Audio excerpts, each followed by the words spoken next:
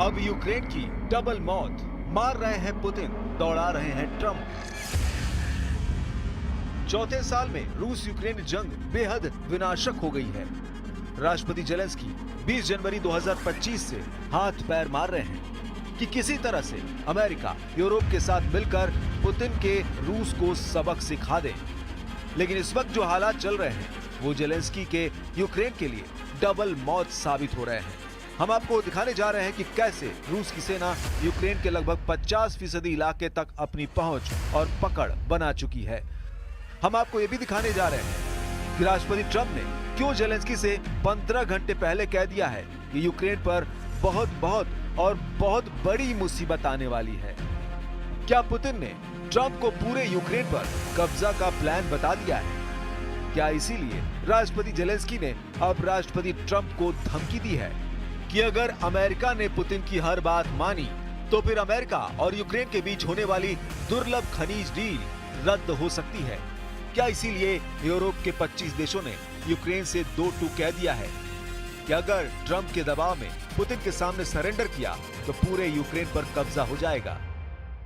क्या इसीलिए France, Britain, Germany, Poland, Latvia, Estonia और लिथुआनिया ने अपने 72 दिन का वॉर प्लान बना लिया है?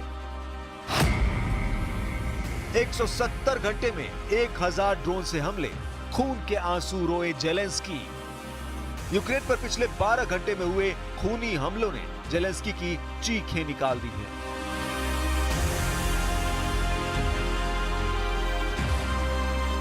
दूसरी तरफ यूरोप और नेटो के हजारों सैनिकों ने रूस से सटे बॉर्डर पर हजारों की संख्या में स्पेशल फोर्स, टैंक, तोप और लड़ाकू विमानों को जंग के मैदान में झोंकना शुरू कर दिया है। अब तस्वीरों को देखिए और अंदाजा लगाइए कि अगर यूक्रेन के साथ साथ नेटो और यूरोप की सेना रूस पर हमला कर देती है, जिसकी संभावना काफी ज्यादा हो चुकी है, तो फिर युद्ध कितना विनाशक हो जाएगा। लगभग 2000 किलोमीटर में रूसी सेना को नेटो और यूरोप के कम से कम 6 देशों से सीधी जंग करनी पड़ेगी। यही वजह है कि अब रूस ने सीज फायर की आड़ में यूक्रेन के पूर्वी और दक्षिणी इलाकों पर बेइंतहा हमले शुरू कर दिए हैं। खास तौर से खार्किव में तो चिथड़े उड़ाकर रख दिए हैं। यूक्रेनी सैन्य ठिकाने तबाह हो चुके हैं, इमारतें धू धू कर जल रही हैं। जरा देखिए रूस ने 170 घंटे में ही पूर्वी और दक्षिणी यूक्रेन को कैसे भस्म कर डाला है। पुतिन के रूस ने जिस तरह के हमले यूक्रेन पर 170 घंटे या कहें एक हफ्ते से ज्यादा वक्त में किए हैं, उसने राष्ट्रपति ट्रंप और नेटो चीफ मार्क रूटे के होश उड़ा दिए। खुद यूक्रेन के राष्ट्रपति जेलेंस्की ने पुतिन पर भड़कते हुए कहा है कि रूसी सेना पिछले हफ्ते 1000 से ज्यादा ड्रोन यूक्रेनी इलाकों पर दागे हैं। खार्किव क्षेत्र के गवर्नर ओले सिबिहोनोव ने तो ये भी दावा किया है कि रात को कुपियांस्क शहर पर रूसी मिसाइल हमलों में दर्जनों लोग मारे गए हैं। यहाँ तक कि रूस ने यूक्रेन के कब्रिस्तानों पर भी बम बरसा दिए हैं। वहीं रूसी रक्षा मंत्रालय का दावा है कि उसके एयर डिफेंस सिस्टम ने रात भर में 66 यूक्रेनी ड्रोन नष्ट कर दिए हैं, जिनमें से लगभग सभी को ब्रांस्क और कलुगा क्षेत्रों में गिराया गया। रूसी रक्षा मंत्रालय का यह भी दावा है कि पूर्वी डोनेत्स्क क्षेत्र में ज़पोरिज़िया गांव को आजाद करा लिया गया है। इसके अलावा निप्रोपेट्रोवस्क क्षेत्र पर रूस का पूरी तरह से कंट्रोल हो चुका है। Сьогодні була також окрема і детальна доповідь міністра оборони України Рустема Умєрова, зокрема щодо пакетів підтримки від партнерів. Є хороші нові домовленості, є також розуміння, що вже у квітні має відбутись і нова зустріч в форматі 10 घंटे में ट्रंप के 2 बयान, पुतिन के खौफ में ट्रंप। पिछले 7 दिनों के अंदर ही रूस ने मिसाइलों से अंधाधुंध हमले करके ट्रंप के उस भरोसे को भी तोड़ दिया है जो पुतिन ने 90 मिनट की फोन वार्ता के दौरान ट्रंप से किया था। हालात ये हैं कि ट्रंप न चाहते हुए भी पुतिन के हर हमलों पर आंखें मूंदे बैठे हैं। अब हताश और बेबस ट्रंप का इसी से अंदाजा लगा सकते हैं कि ट्रंप ने पुतिन के रूस पर 10 घंटे के अंदर ऐसे 2 बयान दिए हैं जिसने जेलेंस्की के होश फाख्ता कर दिए हैं। जरा देखिए। अमेरिका के राष्ट्रपति डोनाल्ड ट्रंप से इस वक्त यूक्रेन के साथ साथ यूरोपीय देश बेहद नाराज हैं। इसकी वजह यह है कि पिछले 7 दिनों से यूक्रेन पर रूस के भीषण हमले से ट्रंप बेहद नाराज बताए जा रहे थे। इसी को लेकर ट्रंप ने पुतिन को धमकी दी थी कि अगर रूस ने सीज फायर की शर्तों का उल्लंघन जारी रखा तो अमेरिका रूस के तेल और गैस पर 25 से 50% तक टैरिफ लगा सकता है और साथ ही रूस पर गंभीर आर्थिक प्रतिबंध भी लगा सकता है। ट्रंप की धमकी के बाद जैसे ही पुतिन और रूस ने अपना परमाणु तेवर दिखाया, ट्रंप की सिट्टी पिट्टी गुम हो गई। जो ट्रंप रूस को धमकी दे रहे थे वो अब जेलेंस्की को धमकाने लगे हैं। अब ट्रंप ने जेलेंस्की से कह दिया है कि अगर यूक्रेन दुर्लभ खनिज डील से पीछे हटा तो यूक्रेन के लिए बहुत बहुत बुरा साबित होगा। ट्रंप ने जेलेंस्की पर सख्त शब्दों का इस्तेमाल करते हुए कहा कि मैं देख रहा हूं कि वो दुर्लभ खनिज सौदे से पीछे हटने की कोशिश कर रहा है। अगर वो ऐसा करता है तो उसे बहुत बड़ी समस्याओं का सामना करना पड़ेगा। वहीं ट्रंप ने 10 घंटे पहले रूस के तेल और गैस पर जो 50% टैरिफ लगाने की धमकी दी थी, उससे पलटते हुए ट्रंप ने कहा है कि मुझे पूरा विश्वास है पुतिन सीज फायर की शर्तों से नहीं पलटेंगे और मैं समझता हूं कि पुतिन मेरा विश्वास नहीं तोड़ेंगे। यानी 10 घंटे में ही ट्रंप पुतिन से याराना और जेलेंस्की के साथ दुश्मनी दिखाने लगे हैं। I think Zelensky, by the way, I see he's trying to back out of the rare earth deal, and if he does that, he's got some problems, big problems. We made a deal on rare earth, and now he's saying, well, you know, I want to renegotiate the deal. He wants to be a member of NATO. Well, he was never going to be a member of NATO. He understands that. So, if he's looking to renegotiate the deal, he's got big problems. इधर दूसरी तरफ Putin ने Ukraine के साथ साथ Europe की परमाणु तैयारियों को देखते हुए अपने परमाणु हथियारों के जखीरों को जंग के मैदान में उतार दिया है। रूस के परमाणु बम वर्षक, परमाणु मिसाइलें, परमाणु पनडुब्बियों को पुतिन के आदेश पर हमला करने के लिए तैयार कर लिया गया है। हम आपको वो वीडियो दिखा रहे हैं जब कुर्स्क में राष्ट्रपति पुतिन सैन्य वर्दी पहनकर अपने कमांडरों से मिले थे।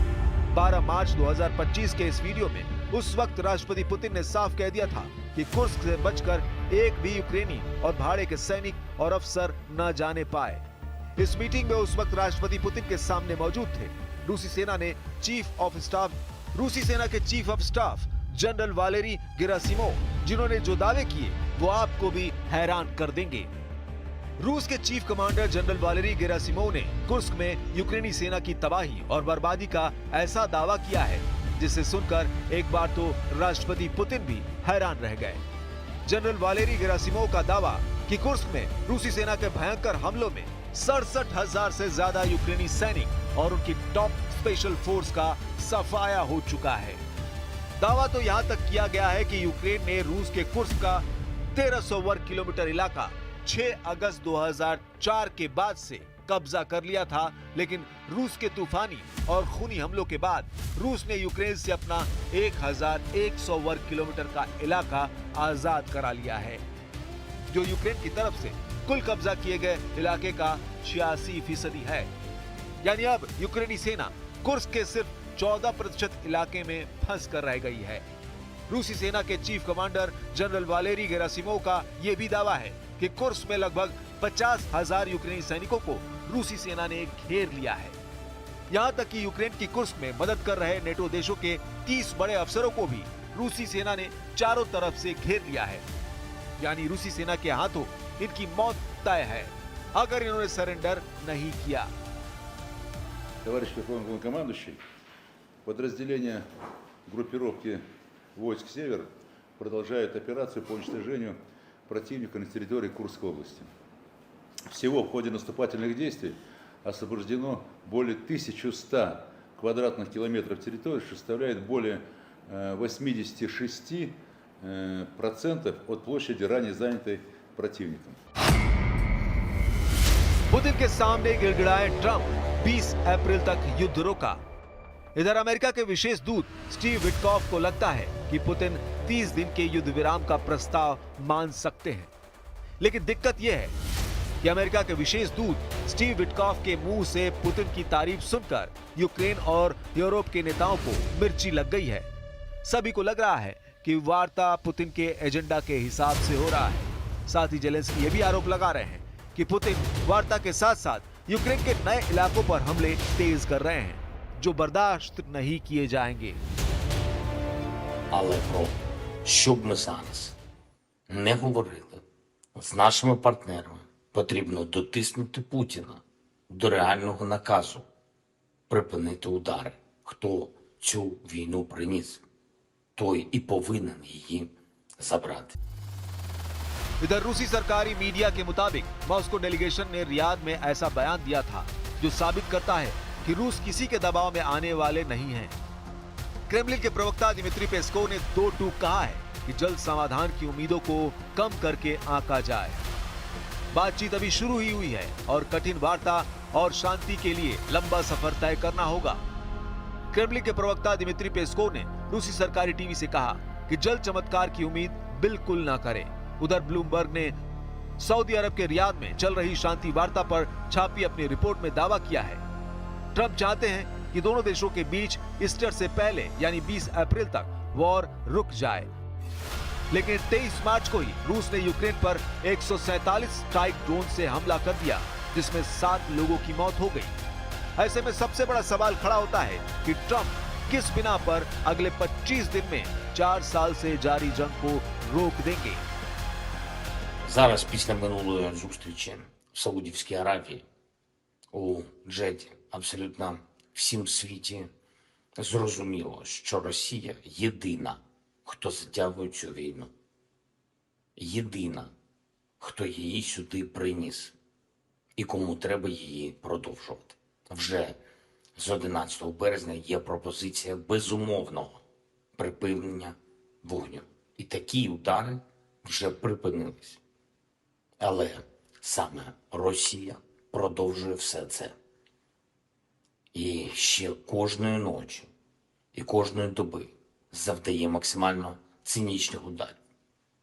Без тиску на Росію вони там і надалі в Москві будуть зневажати справжню дипломатію.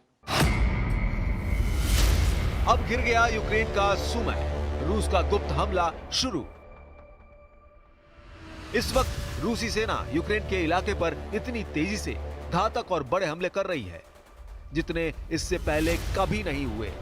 रूसी टैंक, तोप, मिसाइलें, आत्मघाती ड्रोन और पैदल सेना ने यूक्रेन के पूर्वी, दक्षिणी और उत्तरी इलाके में भयंकर हमले शुरू कर दिए हैं। हैरानी की बात तो यह है कि ये रूसी हमले उस वक्त हो रहे हैं जब राष्ट्रपति ट्रंप के विशेष दूत स्टीव विटकॉफ राष्ट्रपति पुतिन से मिल चुके हैं। और ट्रंप के विशेष दूत स्टीव विटकॉफ ने दावा किया है कि पुतिन युद्ध रोकने के लिए तैयार है, लेकिन इन दावों के ठीक उलट राष्ट्रपति पुतिन अपनी सेना को ऑर्डर दे चुके हैं कि कुर्स्क के बाद अब यूक्रेन के सूबे पर पूरी तरह से कब्जा कर लो। खुद राष्ट्रपति जेलेंस्की ने खुलासा करते हुए दावा किया है कि पुतिन किसी भी कीमत पर युद्ध नहीं रोकना चाहते हैं और वो यूक्रेन के बहुत बड़े इलाके पर कब्जा करने में जुटे हैं। यूक्रेन के राष्ट्रपति व्लादिमीर जेलेंस्की ने 30 दिन के युद्ध विराम के बीच पुतिन के वॉर प्लान पर ऐसा खुलासा किया है, जिसे जानकर राष्ट्रपति ट्रंप भी सन्न रह गए हैं। जेलेंस्की ने साफ कहा है कि यूक्रेन के पूर्वी सूबे के बड़े इलाके पर कब्जा करने के लिए पुतिन ने लाखों सैनिक भेज दिए हैं। जेलेंस्की ने दावा करते हुए कहा है कि पुतिन युद्ध विराम नहीं बल्कि भीषण युद्ध यूक्रेन के साथ करने जा रहे हैं। कुछ खबरों में यहाँ तक दावा किया गया है कि रूस के 1.5 लाख सैनिक यूक्रेन के सूबे बॉर्डर के पास जमा हो चुके हैं और किसी भी वक्त रूस की पैदल सेना, टैंक और तोप ब्रिगेड यूक्रेन के सूबे पर कब्जा कर सकती है। जेलेंस्की ने यहाँ तक दावा किया है कि रूसी सेना ने कुर्स्क इलाके में भयंकर तबाही मचाई है और इस वक्त यूक्रेन के हजारों सैनिक बहुत कठिन परिस्थितियों से गुजर रहे हैं। जेलेंस्की ने अमेरिका और यूरोपीय देशों से अपील करते हुए कहा है कि अगर पुतिन को हमला करने से नहीं रोका गया तो फिर 30 दिन के युद्ध विराम पर पानी फिर जाएगा। हालांकि राष्ट्रपति ट्रंप को लगता है कि पुतिन और उनके बीच वार्ता से युद्ध रुक सकता है। अब ऐसे हालात में बिल्कुल साफ है कि पुतिन न तो यूक्रेन पर हमले रोकेंगे, न ही ट्रंप की बातों को मानेंगे। अब देखना होगा